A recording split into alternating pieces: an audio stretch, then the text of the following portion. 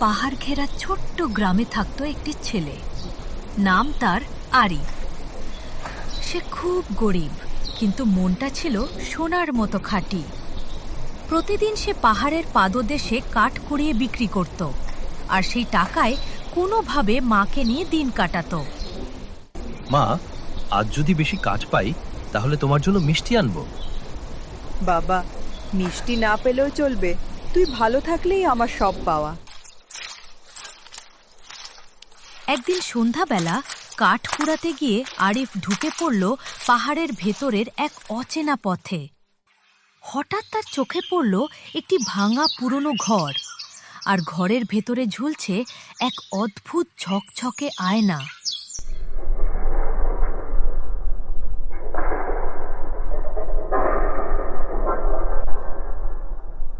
Wow, এই আয়নাটা এত ঝকঝকে কেন? কিন্তু আরিফ জানত না এই আয়নাটা ছিল সাধারণ নয়, এটি ছিল জাদুর আয়না।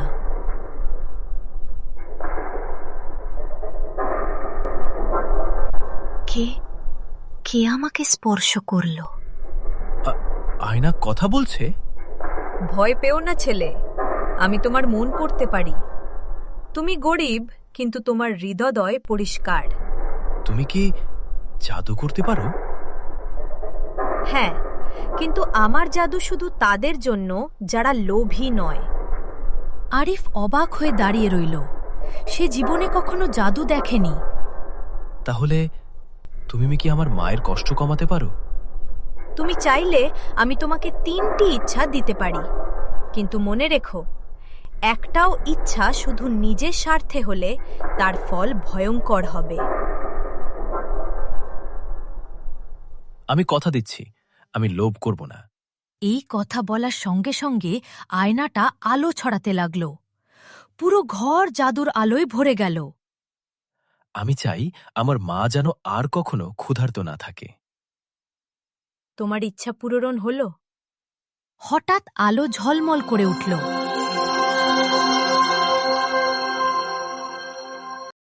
আর আরিফ যখন বাড়ি ফিরল, দেখল তার ঘরে খাবারে ভরা থালা, নতুন কাপড় আর মায়ের মুখে হাসি।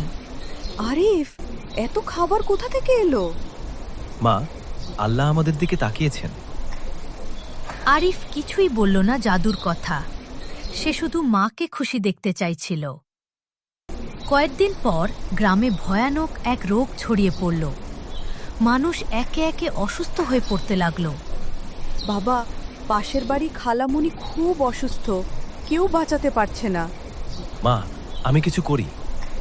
আরিফ দৌড়ে গেল পাহাড়ের সেই পুরনো ঘরে। আয়না, আমাকে সাহায্য করো। তুমি কি তোমার দ্বিতীয় ইচ্ছা ব্যবহার করতে চাও? হ্যাঁ, আমি চাই গ্রামের সব অসুস্থ মানুষ সুস্থ হয়ে উঠুক।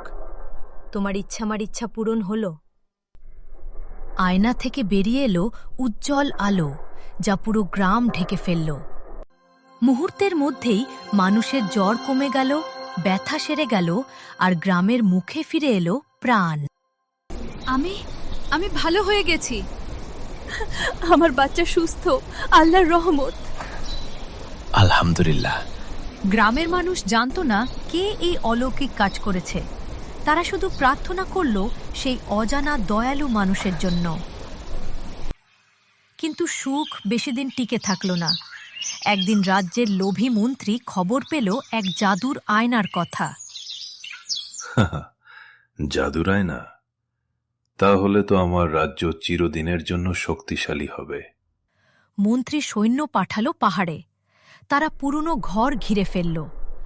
তারা যদি আয়নাটা নিয়ে যায় তাহলে এটা লোভীদের হাতে পড়বে। আরিফ, এখন তোমার সামনে সবচেয়ে বড় পরীক্ষা। তোমার তৃতীয় ইচ্ছা এখনো বাকি। আমি কি করব? তুমি চাইলে নিজেকে রাজা বানাতে পারো, চাইলে অঢেল সম্পদ চাইতে পারো, অথবা চাইলে আমাকে ধ্বংস করতেও পারো। ধ্বংস? কিন্তু তুমি তো ভালো কাজ করছো।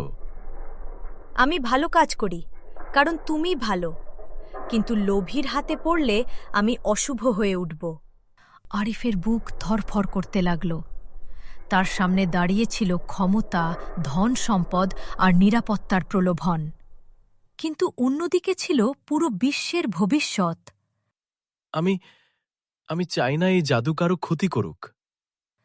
তার চোখে জল এসে গেল।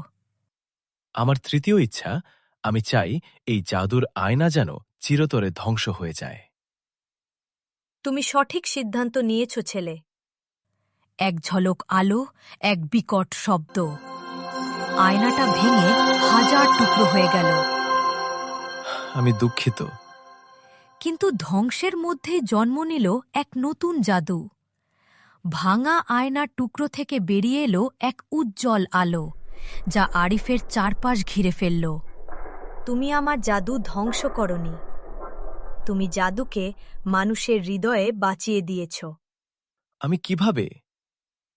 আজ থেকে তোমার স্পর্শেই মানুষ সাহস পাবে, দয়া পাবে, ভালোবাসা শিখবে।